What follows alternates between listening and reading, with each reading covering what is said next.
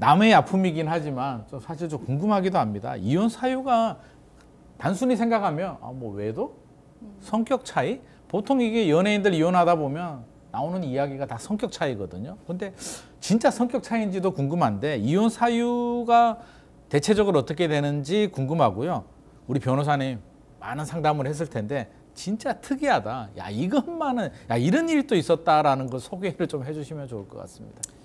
네, 일단 제가 제 경험에 따르면 가장 많은 이혼 사유의 경우에는 아무래도 진짜 성격 차이인 것 같습니다. 성격 차이요? 진짜 성격 차이요? 네네. 그리고 또 외도도 뭐 적진 않은데 네. 외도의 경우는 실제 외도를 했어도 증거가 없는 경우가 있잖아요. 그 수면으로 못 드러나는 경우가 있어가지고 네네. 증거까지 확실히 확보된 외도 같은 경우가 뭐 성격 차이에 비해서는 좀 떨어질 수밖에 없는 것 같습니다. 이게 의심은 가거나 심증은 있지만 실제로 그거에 대해서 명확하게 어떤 증거가 없으면 결국은 외도가 인정은 안 되거든요. 근데 제가 봤을 때는 진짜 있을 수도 있겠다라고 생각은 하지만 법원에서 뭐 증거가 없는 부분에서 인정할 수 있는 부분은 그렇죠. 아니고 저 역시도 증거가 없는 부분을 그냥 뭐 막연하게 주장해드리긴 하지만 그게 무조건 인정된다고 볼 수는 없기 때문에 가장 많은 이혼 사유는 결국은 포괄적이긴 한데 뭐 성격 차이가 많은 것 같습니다. 성격 차이는 너무 포괄적이잖아요. 네. 그냥 안 맞는다. 그냥 안 맞는 거죠 결국은 서로가. 네. 사람이 원래 안 맞지 않나요? 서로 맞춰서 살아야 되는데. 그렇죠. 그러면 앞서서 이제 잠깐 추가 질문을 좀 드리면 이제 외도 같은 경우에 어떤 뭐 증거가 네. 필요하다라고 하는데 이 증거는 어느 선까지 증거를 마련해야만 인정이 되나요?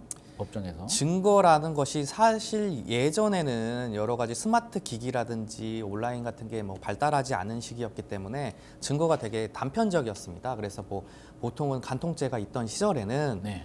경찰을 통해서 뭐 모텔을 급습하단다든지 이래서 그 현장을 당시에는 잡는 이제 거죠. 필름 카메라로 촬영을 해서 드라마에 그걸 그런 거 인화를 나오죠. 해서 제출한다든지 이렇게 되겠지만 네. 현재는 그런 일은 거의 없고요.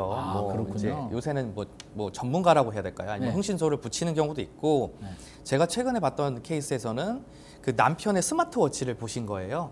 그 스마트워치를 뒤지다 보면 이제 카톡 같은 걸 내용을 읽을 수가 있거든요.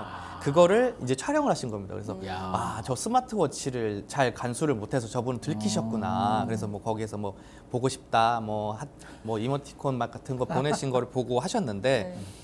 이렇게 정말 다양하게 많아요. 또 뭐 공인인증서를 보고 그 사람의 뭐 통장 내역이라든지 이런 걸 보는 경우도 있고 구글에 그 위치 기록 같은 거 있거든요. 위치 기록 같은 거 보시는 분들도 있고 여러 가지 정말 뭐 증거가 다 될 수 있고요. 그런 것도 증거의 가치가 높다 낮다의 차이인 거지. 이런 증거들이 증거가 안 되거나 그런다고 볼 수는 없을 것 같습니다.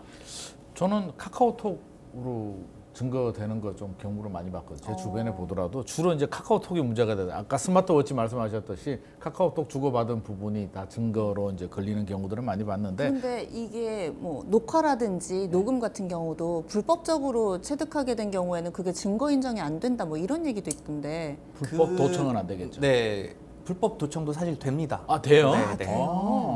이게 형사 소송에서는 그게 무조건 증거 능력이 없거든요. 근데 형사와 이게 다르군요. 이혼 소송은 약간 민사 쪽 계열에 가까운데 이쪽에서는 그걸로 인해서 내가 별도로 처벌받을 수는 있겠지만 증거가 되고 그래서 많이들 하십니다. 네, 많이들 하시는데 뭐 저희 이혼 전문 변호사들끼리는 뭐 다른 방식으로 이게 우연찮게 녹음이 됐다 이런 식으로 많이 둘러대긴 하는데 많이들 녹음을 하시고요. 근데 이제 거기에 또 결정적인 증거가 있으면 저희 같은 경우는 안내를 드립니다.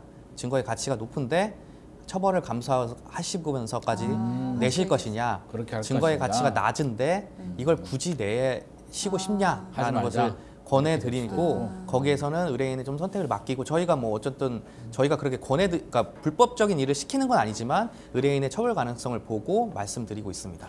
예를 들어서 뭐 재산 분할할 게 많다.